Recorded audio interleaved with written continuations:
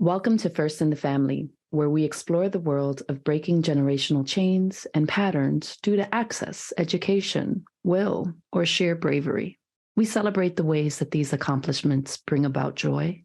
We honor the way that these changes can lead to discomfort and pain, and we grieve the sacrifices that all of it requires. My name is Ceci, and I am your host. Thank you for joining us. Let's see who's first. I'm excited to share with you a conversation I had with Dr. Solimar Santiago-Warner. She's a social worker, educator, and consultant specializing in maternal mental health, perinatal palliative care, pediatric populations, and grief, loss, and bereavement. She worked at Morgan Stanley Children's Hospital, New York Presbyterian, where she supported mothers, families, and their medical teams as they navigated life-limiting diagnosis and loss. Dr. Santiago-Warner is a regular speaker on perinatal loss and psychosocial support in the medical setting from a trauma-informed and anti-oppressive framework. She holds a doctorate degree in social welfare in clinical practice from NYU Silver School of Social Work. Her work at NYU focused on diversity, equity, and inclusion for BIPOC families in perinatal palliative care, with a particular interest in undocumented Latinx women navigating perinatal loss. Most recently, she joined the NYU and Fordham University staff as an adjunct professor, and she also runs a private practice focusing on maternal mental health. She's born and raised in the Bronx. She's the mother of 2 loving boys and a wife to her supportive partner, Andre. First in the Family is excited to welcome Dr. Solimar Santiago-Warner. How are you, my friend? I am doing well. It's been busy, very busy, but I think I am trying to figure out how to, set those boundaries again and make sure that I am taking care of myself. So I'm so bad at that. Before I burn out. Girl, try it all. Yeah. I have all the cautionary tales that Oh, yes. I've been through this. I burn out. Now I think it's like 2 years already and I ended up leaving the hospital setting. And at the time I didn't know that I was like doing so much until I was able to step out and then like think and reflect and grieve and do all of that. Like, oh my gosh, what was I doing? What is that? I've been talking about similar dynamics with folks, and I have a theory that like coming from like immigrant families and folks who just had to like struggle, that grind and like keep working culture and mantra and ethos gets sort of passed on. And because we don't have the same struggles, I feel like we almost subconsciously force ourselves to burn out. Yeah. Something. Something. Yeah. I think that a lot of it has to do with that. I think that our parents and their parents and their parents, right? Especially, if you think about it historically, like what's going on. Yeah. Then the messages and the stories that get passed down from generation to generation, right? Thinking about, positionality, like where you're at. Yeah. A lot of the messages that has been passed on from generation to generation is you push through. There's no time to like think and reflect and analyze our feelings. It's like, no, we have to continue.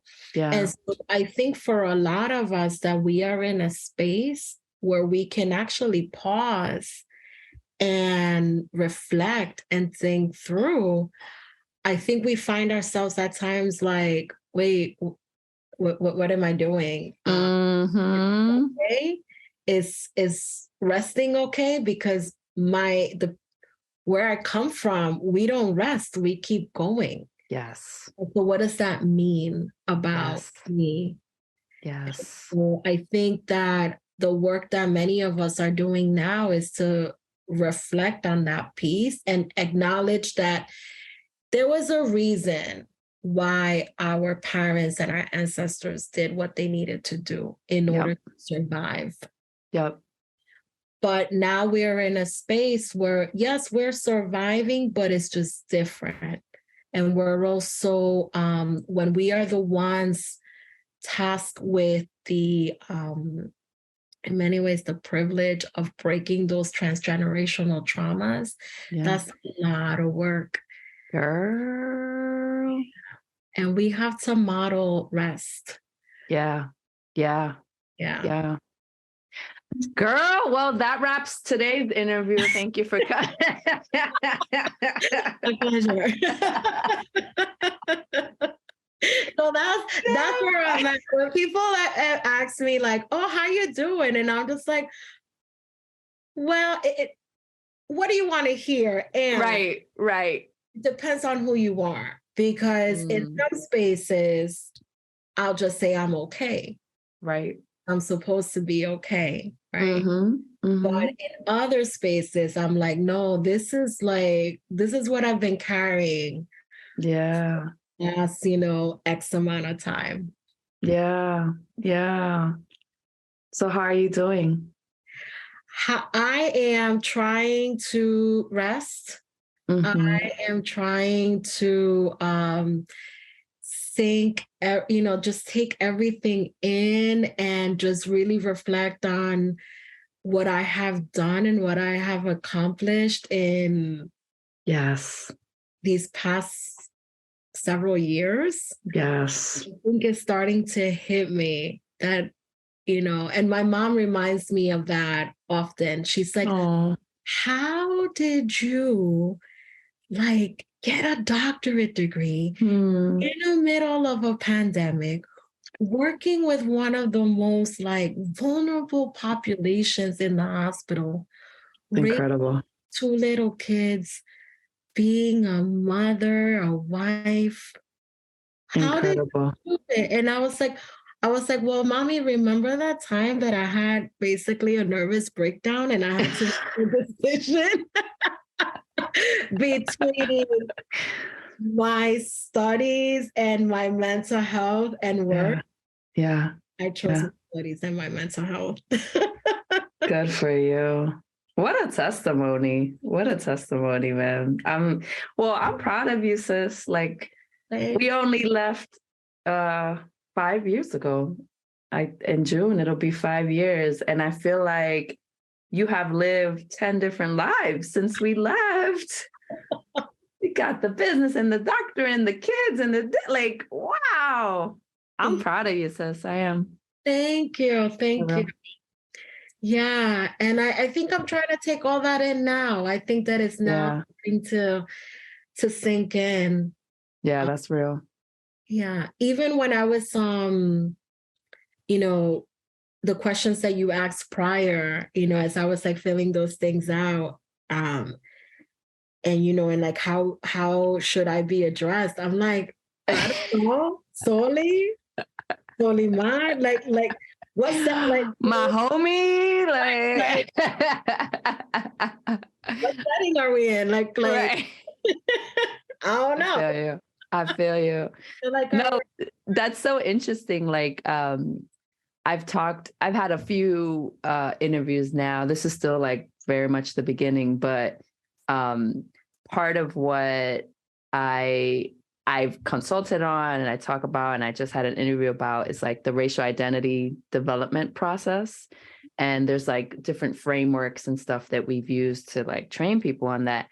And part of the, I don't want to say final phase, because there is no, it's not steps, right? It's not linear. It's one day you're feeling this way, the other day you're feeling that way, right? But I'll say one of the last phases, at least in the sheet, is it called integration. And I don't know if you're familiar with the frameworks, but I have always had the most trouble with this like stage when I'm talking to, I usually do trainings for like educators and stuff. And this one is the most challenging because like you said, it's like everything is coming at you so quickly and it's all so new, right? And then being the first in the family, right? Why we're here today, it's all foreign. And like, I don't have folks I can call up and be like, how do you change a water boiler? Or like whatever, like, how do you deal with suburban life? Like, and so the integration almost feels like it's always in progress and never actually arriving.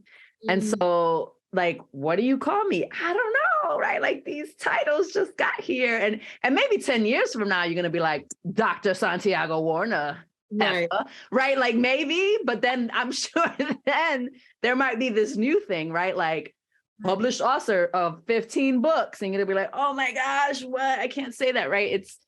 Anyway, all that to say is, I think that's part of why we're here, right? It's like navigating those moments of being like, wait, what are you supposed to call me? Oh, shoot. Yes, that's right. Yeah. I struggle with that. I struggle with that introduction, I was at a panel the other day. I was at Hunter School of Social Work, and it's so interesting just to see the makeup of the student body there. Diverse and like just I think that they bring to the classroom their lived experiences, which is something that is so important. And I think that that's something that we should be valuing in academia. But anyways, the professor, she was like, okay, so like, what's your title? And I was like, what do you mean? What's my title? Well, how should we call you? Solimar? Like, right. like, yes, I have, these degrees and all of these things, but I'm human and I'm going into your space. Yeah. So, I want to understand, well, what's the culture here? And, what are the power dynamics? Like, what is going on? Step into a place, and just set that precedence that just like, wait, I can't connect. I'm a very relational like person. Building relationships and communities, and like I feel like that's how we get work done when we're together. So when I step into places, I'm always like, no, you tell me what's going on. Like, let me understand what's happening. So I can like meet you where you're at. I hear that. And I appreciate that because I think it's tricky, like it's tricky when you're slinging around titles and accomplishments and achievements, and depending on the space, that could be seen as really offensive. Yeah, exactly. Although I am in other spaces and, I come from the hospital, teaching institution space where there is this hierarchy and there are these titles and all of that. And, being an Afro-Latina, being in a field of social work where it's not always respected, right? Being in this whole setting. And so yeah, I encounter those spaces where I had to like figure out, okay, like, how do I meet people where they're at, but also not devalue myself because I have so much to bring to the table. So it was interesting too, because in this panel, there were two other speakers, social workers as well, white women. And one of the questions that was asked in the panel was from a student of color, was like, how do you step into these spaces and let other people know that you have something to bring to the table? Hmm. And so their answer was, oh, you just got to throw yourself in there. You just got to assert yourself. You just like put your, dig your heels and like grab a chair and sit yourself, sit at the table. Mm. And they went on and talked about all of that. So then, of course, I'm like, okay, so.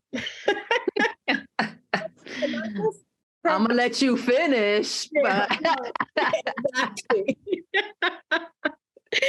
And I was like, I just want to talk about the other side of that and how that can look like for some of us that do not have these privileges, that we have to really assess these spaces in order to figure out if it's even safe for us to do that. Because sometimes it's not safe. Mm-mm. We have to figure it out. We have to know, we have to be very strategic about how we step into that space. Mm-hmm. Do we assert ourselves now, or do we wait? How do we do that? How do we create these relationships? How do we get how do we understand who the stakeholders are, and how do we get buy-in? Sometimes we have to like go about it that way in order to step into that space and be able to be respected. Absolutely. But sometimes, we have to take these extra steps in order to get there, as opposed to others, they could just go right ahead. Right. Because I said to them, I was like, if I were to have taken on that attitude, I would have been seen as problematic, challenging, would have probably been fired. Aggressive, disrespectful. Yep. And, and I think that they were, they definitely paused, and they were also trying to defend it. I think that I kind of like pushed a button. But then the professor stepped in, and she was just like, thank you for bringing that up, because that is important. And what was most powerful about that was that after the class was over and I was like, in the hallways, like trying to figure out, okay, like, how do I get out of Hunter? I had these students, these Latina students, and they came up to me and they were like, thank you for talking about that. Thank you for acknowledging that that is our reality, because nobody talks about how do we navigate that. When we do ask those questions, this is the answer that we get from our mentors and our superiors, right? You have to push through, and you have to be aggressive, and you have to be assertive. And it's like that doesn't work for us. Like we can't really do that. Not yet. Right. That can come with some serious consequences. Yes. And so, and one of them said, I got chills when you talked about, how that can be risky for us and creating, and we have to make sure that we create psychological safety for ourselves before we can like go into whatever space. Yeah. Oof. Girl, we haven't even finished catching up. We haven't even started the interview. We're already getting deep. Okay. I see. I should have brought down a glass of wine. The evening. We're going to reschedule this till 5:00 and I'll talk to you later. Bye. Oh my God. There's so much like right there in just this one example that I could talk about for hours, to be honest with you. Wait, pause, time out. How's Dre? How are the boys? What's life like on the mommy side? Oh my goodness. The boys they're just doing amazing. Lucas is 5. Tiago is going to be 7 in a few weeks. Oh. Yeah, Dre, he just got promoted. He's another one that doesn't like talk about like all the stuff that he does. Yeah. involved he is in like in his profession and the community and all of that. So we're doing great. I mean, parenthood is hard. Mm-hmm. A lot of negotiation, misunderstandings. Girl. And for us in many ways it's kind of like a first because we don't necessarily come from families that at least we grew up with in a single parent household. Given that, we're happy, we're healthy. I think we're thriving. So I mean, I know social media is not real, but it looks amazing from the outside. And I love seeing your kiddos grow. And I love what y'all doing. And it's funny because the little one, Lucas, he was born the same year we left. I think either right after we left or right before. Yeah. So like when I see him, I'm like, wait, who's that? Yeah, Lucas. And it's just so funny to see their just the personalities, right? Like how they're different. I'm sure you see that with your boys. And oh my gosh. And it's like even that, right? Parenting. Yeah. It's like doing two different styles of parenting almost. Yeah. 100%. 100%. And I know you put in the like pre-survey that part of what you're the first in the family to do is to parent differently. And I want to talk about everything you're saying right now. Do you have 4 hours? Because I want 4 hours. No, but actually, let me read off what you selected as being first in the family, if that's okay with you. Yeah. So I didn't even introduce you. I didn't even say, I was like, hey, girl. So I'm Soli. What's up, boo? All right. Hi. Thank you for being here.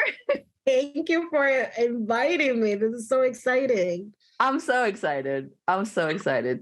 This has been like in the back of my mind for many, many months. And I finally had made the space because back to your point earlier, right? Like we just go without pausing. And it's so exciting to have you here and be able to do this and talk about the stuff that honestly has been on my mind for years, right? As the first in the family to do a lot of different things, including graduating college and buying a house and living this soccer mom life. So I appreciate the pre-survey because I get to kind of see like, oh, okay, like these are the points, right? That one that I can relate to, and then things that I can't relate to, right? That I'm just curious about. So in your survey, well, first of all, welcome, Dr. Solimar Santiago-Warner, DSW, LCSW, PMA. I don't know what any of these things mean. PMH-C. I just know that means your boss. So shout out to Dr. Santiago-Warner. But you are a psychotherapist and an adjunct professor and owner of your own business. Yes. And I'm gonna ask in a moment to explain sort of like your field. To be honest, I don't know a ton about it. Everything I know about it, you have literally taught me. And we've probably talked about it for like 30 minutes total. So that means I don't know much. But you were the first in your family to attain multiple degrees, including your doctorate degree. Holla at your girl, shout out. You were the first in the family to pursue a career path considered non-traditional or maybe even strange. First in your family to shift socioeconomic status. First to parent differently, which I want to unpack so badly.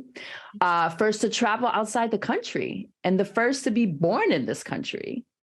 The first to go away for college and graduate school. And then the first to marry a non-Latino person. Girl, yeah. How much time you got? Probably half an hour. Okay, start talking faster. Oh my God. Well, first of all, kudos to you, man. That's not easy.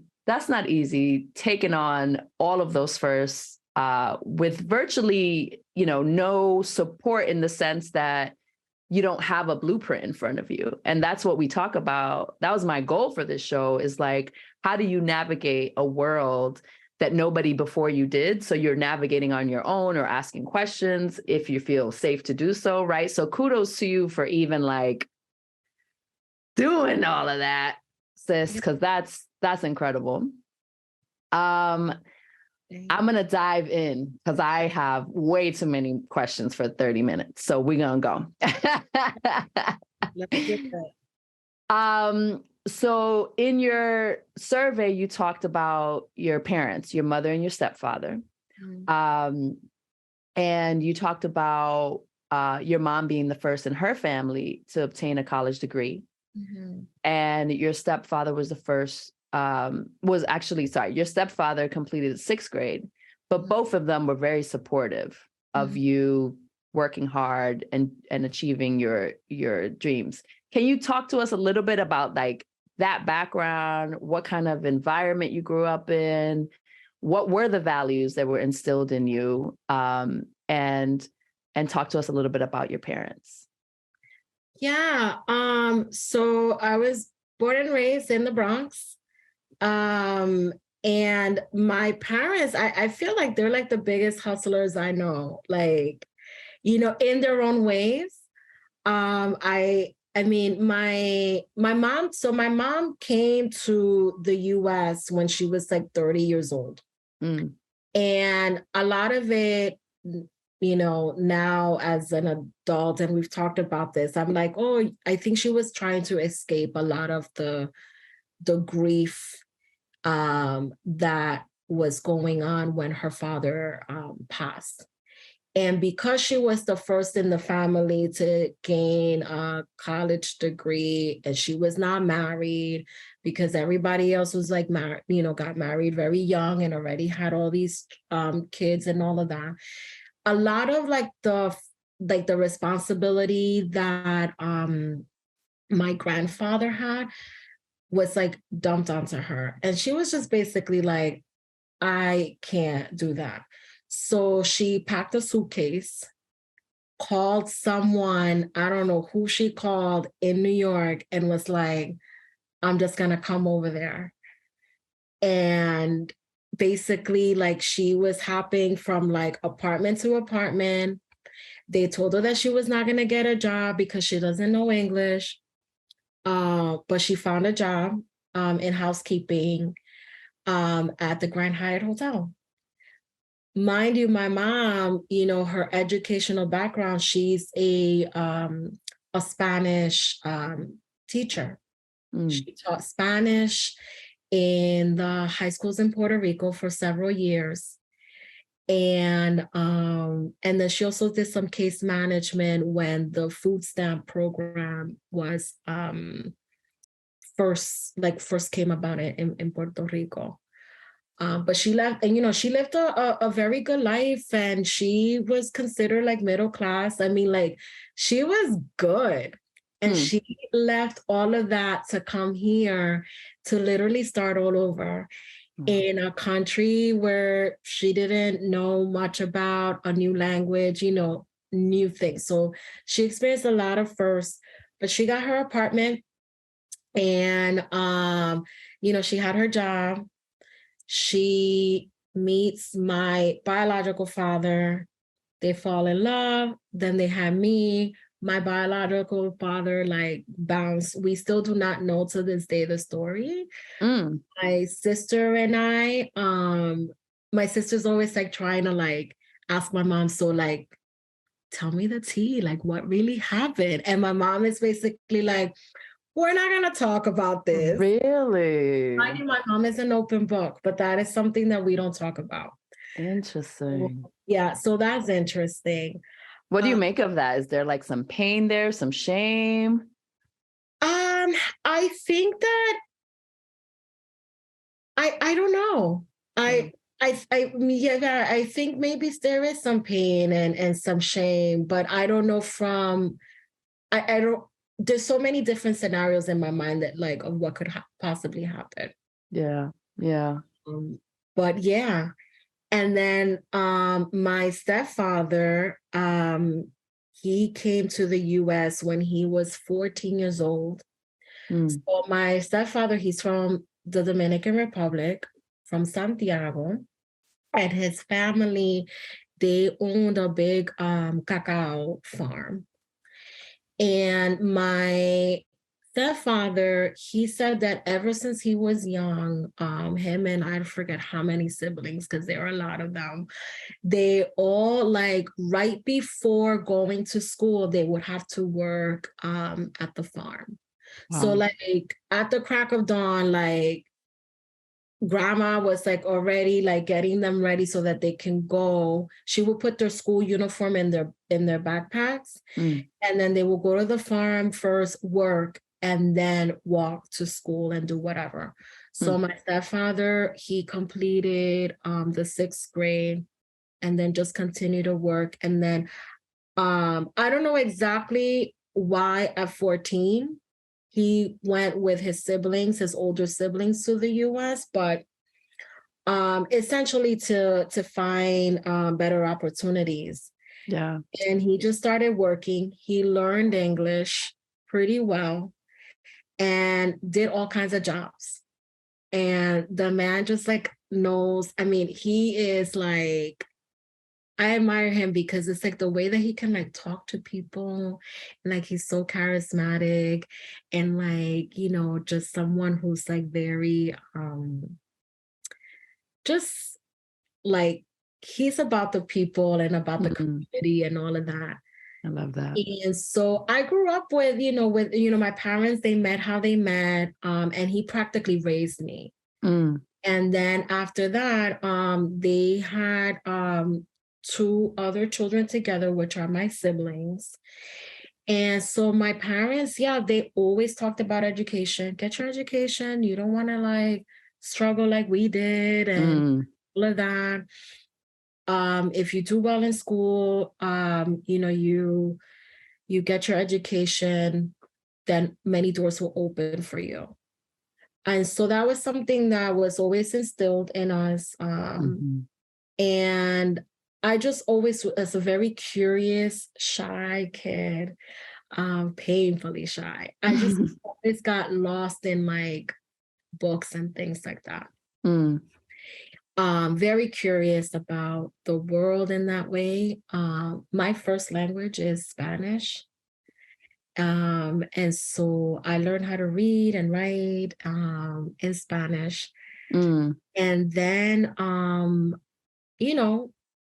I was in a bilingual classroom for, like, 3 years up until 3rd grade, when they did something with the zip codes in the Bronx, and my local school was no longer my local school. I had to go to another school. And for whatever reason, they didn't have a bilingual curriculum yet at that particular school. So they threw me in an all, like, monolingual classroom. Wow. When I was in the 3rd grade. And when I tell you that I was literally lost in translation, I was lost in translation. Oh my gosh. And that really is traumatizing. I didn't know that at the time, but, like, definitely there was, like, a lot of trauma. And instead of being able to say, like, hey, I don't understand what you're saying, like, I'm struggling, I was just, like, really, really quiet.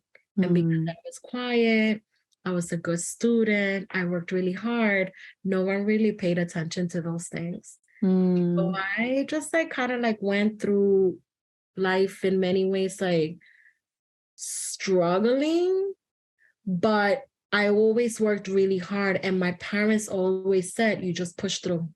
Push through, just keep working, just keep working. Do it. Like, that is how I got through it. And so I have applied that through everything that I do in my life.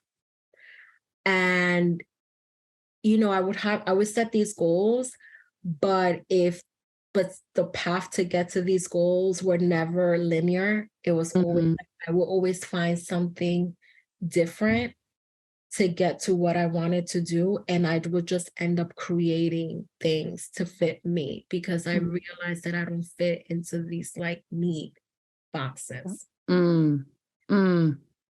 That's powerful. Yeah. And so that's just kind of like how I, live my life. I'm actually very surprised that I've gone so far as I've gone in my education because school in many ways was a struggle. Internally, it was a struggle. Yeah. If you saw my report cards, you wouldn't notice that though. Because I was just like very good at being able to, I guess, work really hard. Push through. And push through. Wow. Yeah. It's so interesting. I was an educator many, many moons ago, but I work with an organization that trains educators on like these kind of dynamics, but just like equity in the classroom and, multiracial classrooms and what that means. But part of what gets lost is like these quiet kids, right?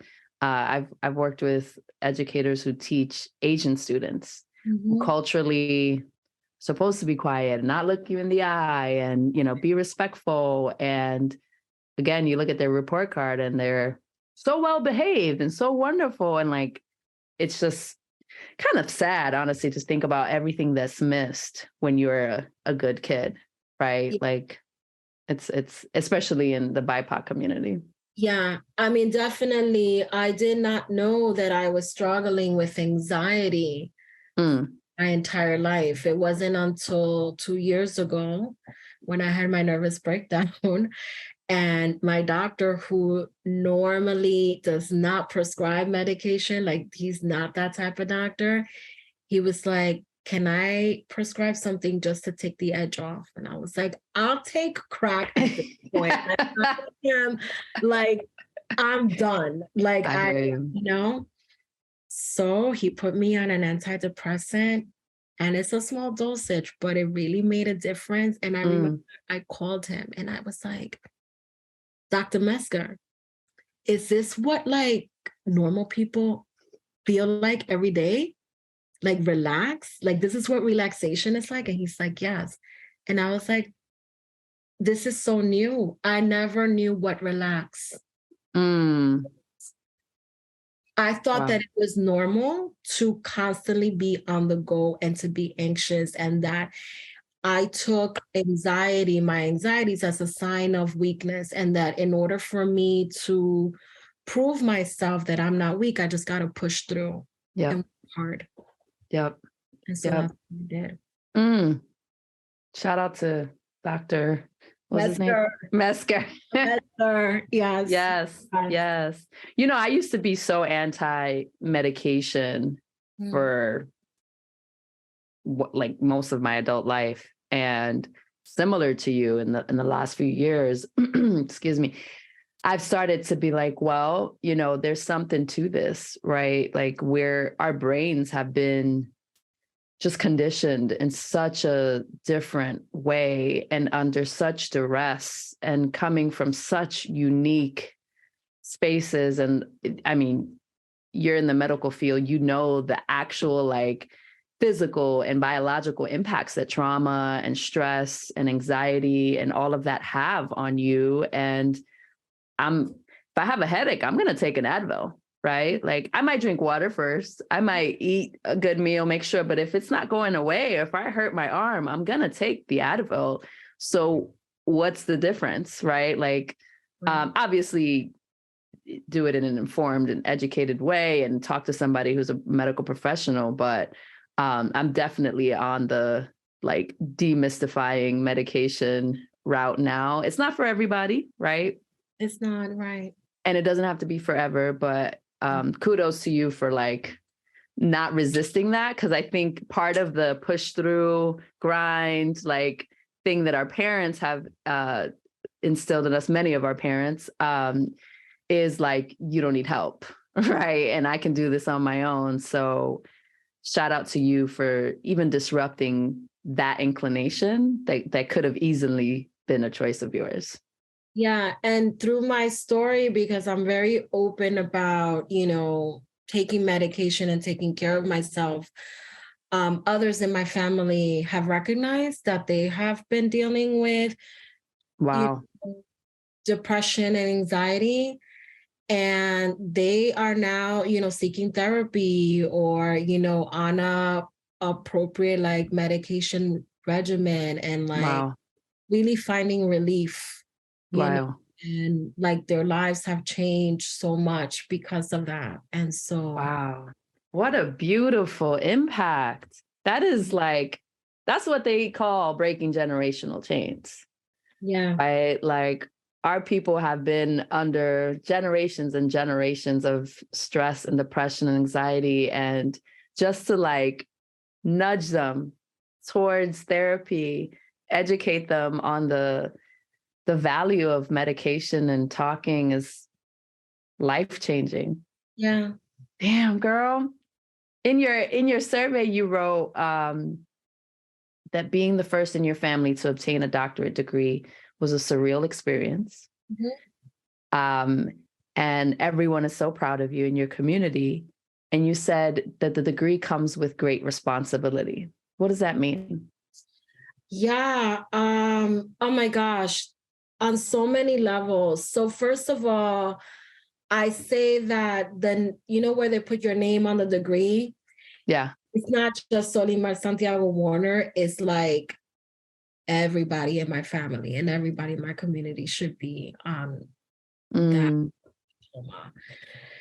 I remember like when I first, shared that, at first I was like not gonna make such a big deal about it, right? Because it's like that's another thing that I kind of struggle with. It's like, okay, I do these things, but it's like, oh, I'm not gonna make a big deal about it, right? Because I don't want to come off as like arrogant or that I'm whatever, right? Because I think I talked about this a little bit, when you move up or like when you are doing things that are outside of your group, it can feel isolating, right? Because people may not understand and all of that.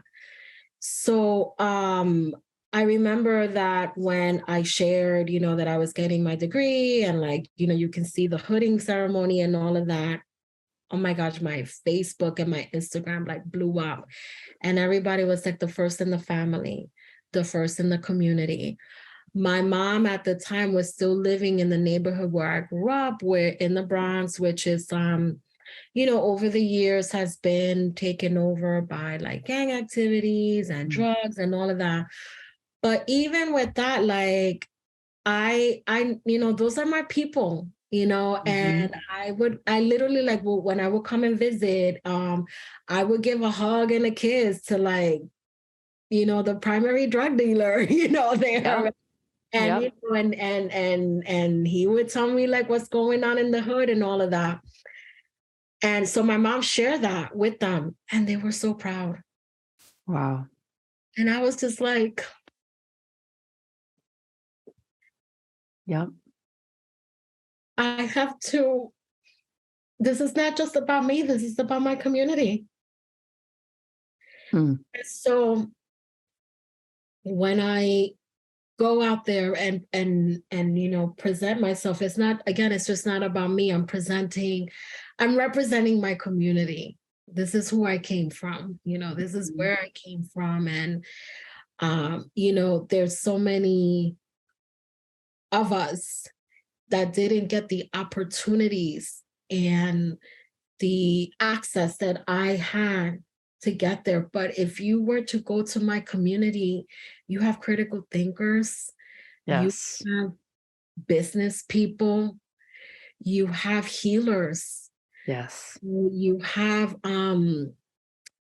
these community translators, you have all of these wonderful people that were just not given an opportunity, or if the opportunity presented to them, they just didn't know how to take it. They just didn't know what to do with it.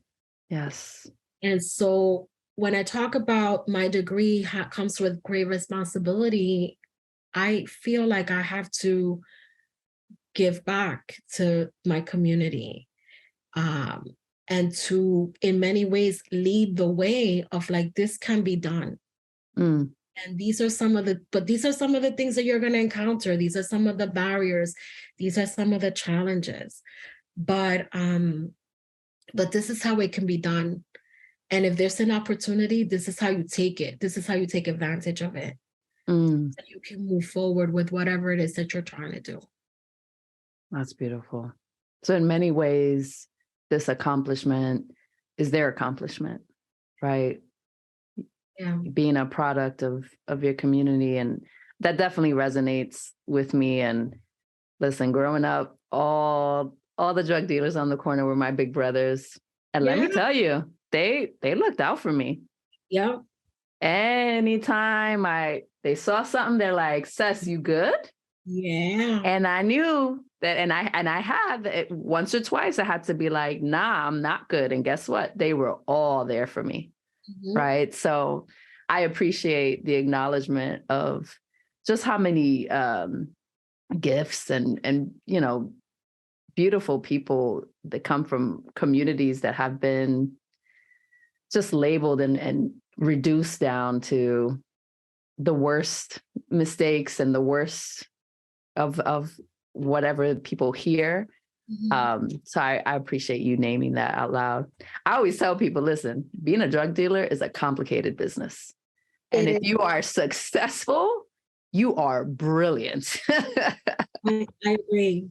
You have to understand systems. You have to understand how to communicate and relate to people. You have to understand numbers. I mean, it's like you said, you are brilliant. Mm-hmm. And, when just, I mean, their minds is just amazing. And I respect that. I truly respect that. I really do. I really do too. I often joke that I come from a long line of drug dealers, and I do. But I say that with pride because that means that I have an entrepreneurial spirit. That means that I know that I can always figure out a way out of any difficult circumstance. Yeah.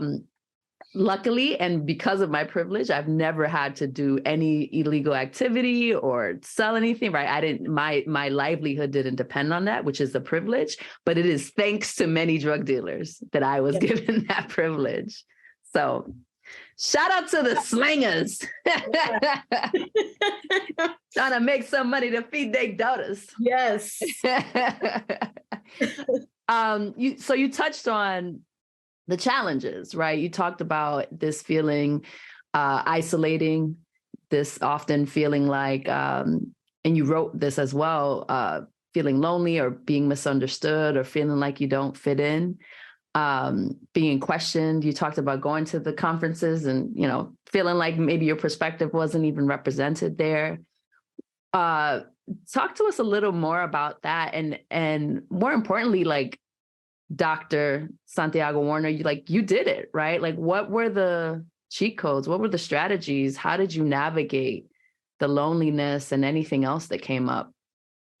Yeah. So, some, those challenges, those barriers of being questioned, it feels like you can have all of these experiences, right? All this wisdom, whether it is practice wisdom, whether it's life, wisdom or academic wisdom, whatever it is, and you're questioned. And I mean, if you look at my resume, you'll be like, holy shit, like, what hasn't she done? But I still don't feel like it's enough, right? Spaces, they make me feel, or like, there is a question of like, oh, but this is not enough, right? And I used to take that very like personally. Now I'm just like, no. Like, this is me. Yeah. Take it or leave it. I don't know what you're gonna do with that, but this is me. But but what I've noticed, right? Just to give you a little bit of background, the work that I do, I'm a maternal mental health psychotherapist, and my background is in palliative care. And can you explain what palliative care is? So palliative care is a very patient-centered approach, working with individuals who have a life-limiting condition or a chronic condition, that it just is very holistic, and you can do it congruently. Like you can do it at the same time that you are also getting aggressive medical interventions. But the key is that they're really focusing on quality of life. Okay.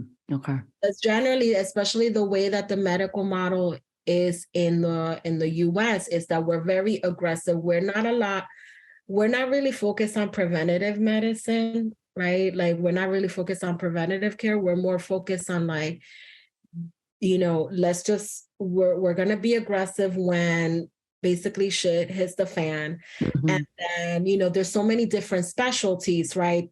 Because the body is so complicated. So it's like it can be very targeted, as opposed to like palliative care, especially for individuals that are dealing with chronic life-limiting condition. We're looking at the whole picture, mind, body, and spirit. And, at the same time, being aggressive where we need to be aggressive. Got it. And the work that I do is perinatal palliative care, and I'm working with birthing people whose babies have a life-limiting condition and they're choosing not to terminate, right? So it's a very, it's the same concept of like, we're not going to necessarily do these aggressive measures, but, how are we going to support you, your baby, and your entire family? So the work is very, very, very niche. And like, I think I probably know like all the people in the US and probably around the world that do this kind of work. Like wow. This is so like specific. Wow. And, but what's interesting is that a lot of those people don't look like me. And a lot of those people don't have the same background and and things like that. And in the field, primarily is very focused on medical and nursing perspectives. And here I am, I bring a social, holistic systems approach because, when I talk about, even though the work that I do is so clinical, I'm always talking about systems. I'm always talking about oppression and intersectionalities and all of those things in the work and how that contributes to grief responses and trauma. So all of those things are interconnected. And so, sometimes it's like, oh, you're the only one, or like, you're so young, you don't have that much experience, or you're coming from a social work perspective. Social work is considered a soft field. Stay in your lane, brown girl. Talking too much. Right? Have people said these types of things like directly to you? Yeah. And so sometimes, again, depending of kind of like where I'm at and what stage I am in this process. So there are times when I'm just like, I'm going to take a step back because I don't feel safe right now in this, with this person like coming at me. And then can you give us an example? Yeah. So,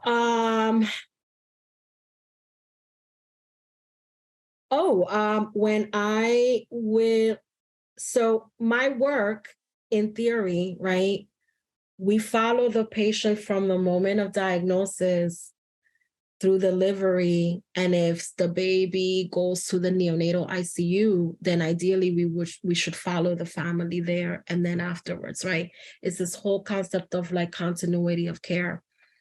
In some spaces, if the baby were to have gone to the NICU, which is considered a different service, I would be told, no, we got this. You don't have anything to contribute. Oh, wow. To the situation.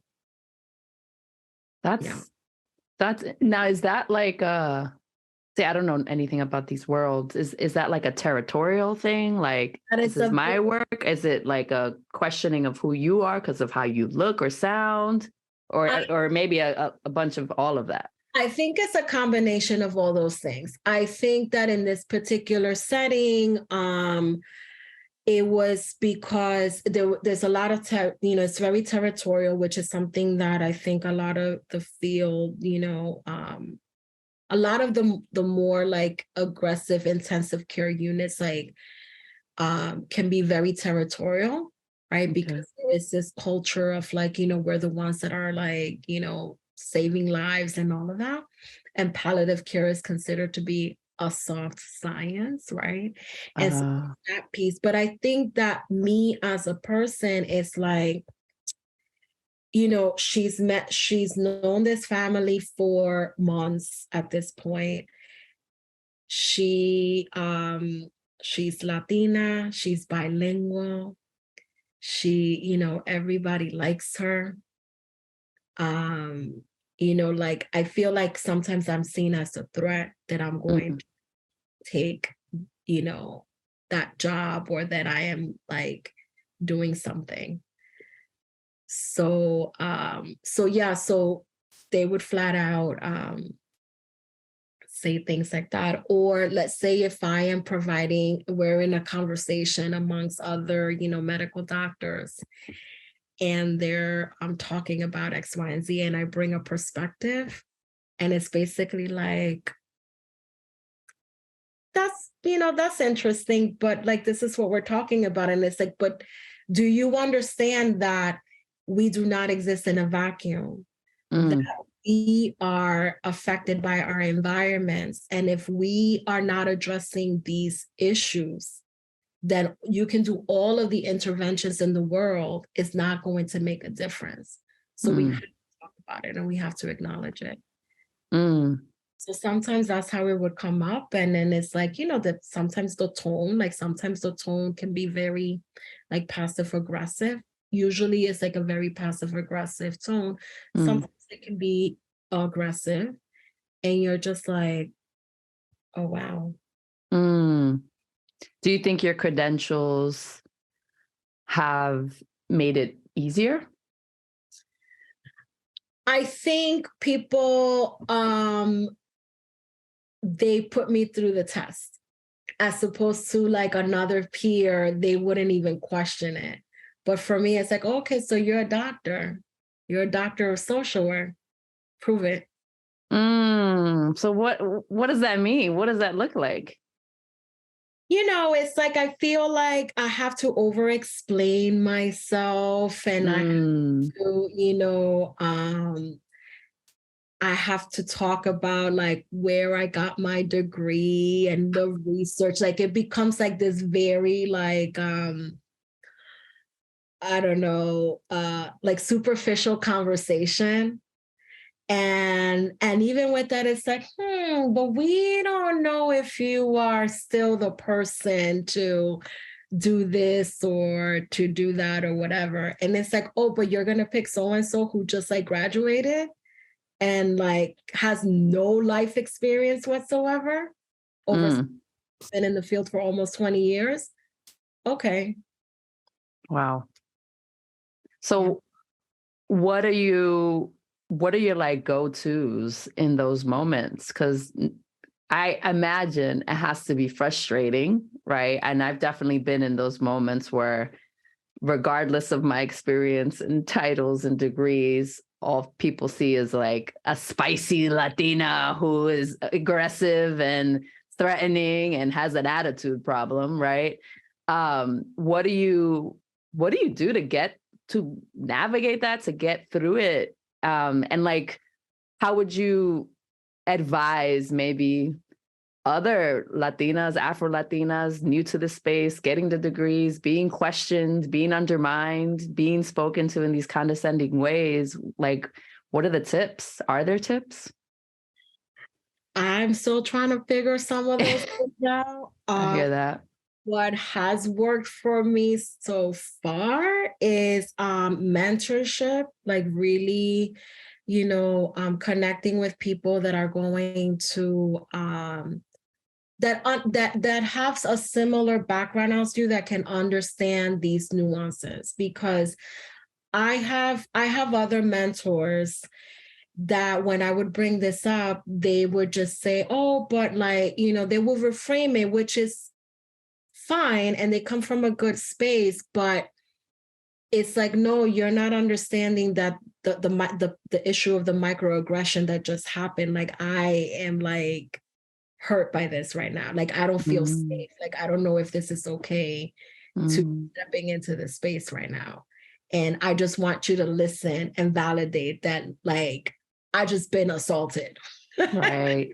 Like, just sit with me for a minute, right? So having those people that you can go to. So I have a few mentors, and also there's a group of us of social workers that we all in private practice, and we're all like the first in doing stuff or whatever. We're like, Nice. yes, we talk about clinical cases and things like that, but we talk about these issues that also come up as like having to navigate these spaces, being an entrepreneur, trying to like, make it in academia, whatever that is, and like really giving each other pointers and like just uplifting each other. And so that camaraderie is so important. My mom and my dad, like just telling, pushing through as much as on some level it has caused, some pain, but it also has taught me about resiliency.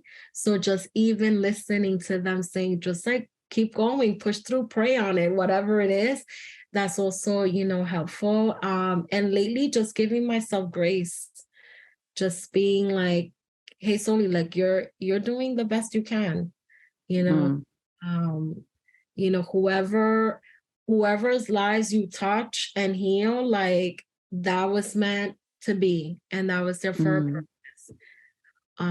So that's kind of like how I navigate through that. And then lately I'm just like, I'm very smiley. I'm very like, chill. So sometimes with my smile, I'm like, no, I'm not gonna do that. Good for you. I'm gonna be right here. Thanks. Good for you. Those boundaries can be so challenging to put up. Yes.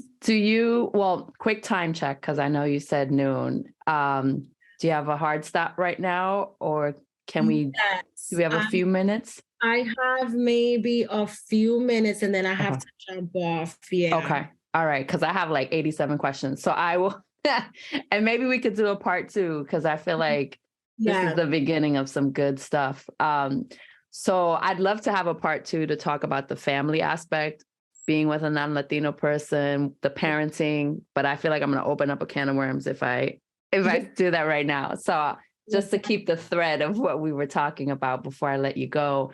Now in my experience, I've had moments when that questioning, that condescending, those like stereotypes basically, but those assumptions about who I am, I start to wonder, maybe they're right?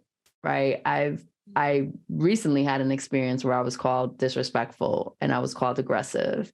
And I really had to sit with my therapist and be like, maybe they're right. Like, maybe I'm just missing this big thing, right? And she talked me off the ledge, right? She was like, don't you dare come up in my office with this nonsense. Thank you. Shout out to my therapist. Shout out to her. But I did have, and I truly believed it. It wasn't like a woe is me. It was like me really trying to understand what I was missing, right? Like maybe other folks are seeing something that I'm not. Have you navigated any feelings like that of like, maybe they're right, like feelings of inadequacy? And I know we don't have a lot of time. Can you talk to us a little briefly about what that's been like? Oh, absolutely. Throughout my entire life, I've had those moments. And I mean, most recently,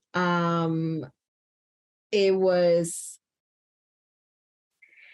I think it wasn't so bad in my doctoral program because fortunately, I was with a group of people that were very supportive and kind to one another. And whenever one of us would have that thought, they would just be right there to be like, like, what are you doing? I was very blessed to be with them. And I think that I did a lot of healing with them. So shout out to the DSW NYU class of 2022. Hey. Y'all are just such a gift to this world. But in other spaces, yeah, whenever a lot of it had to do with the questioning and all of that. I would just be like, oh, maybe I'm not good enough to be here. Maybe maybe they made a mistake. Maybe I'm not smart enough. I'm not experienced enough. Even with the private practice, I've been dreaming about opening a private practice for several years. And it wasn't until last year that I finally launched it. But whenever anyone asks me, like, what stopped you from launching your private practice a long time ago? Oh, I don't think I have enough experience. I don't think I'm good enough. Yeah. And so I think that part of it, when I decided to launch it, is like coming to terms that like I do have a lot to offer, that I have outgrown the spaces that have kept me small for a while. And again, the power of your peers, because that my doctoral, group of people, they were very instrumental in like really helping me reframe that mindset. Like, nope. And they were not like all like fuzzy, like they would just be like, get it together. Like, go and look at your resume again, like talk to yourself, like whatever it is, but you are here for a reason, and this is what you have to offer. Such a gift. Yeah. And that reminder was very helpful. Wow. Last thing, tell us what all that struggle, being questioning yourself, wondering about it all. Now you've done it. Now you're here. I know it's not over, right? There's still much, much more life and more struggle, but more accomplishments. But what have these first of being in your family, to get your doctoral degree, to do these things, to be in this country, to make all this achievement happen, what have they given you access to? What have you been able to experience as a result of being the first to do these things?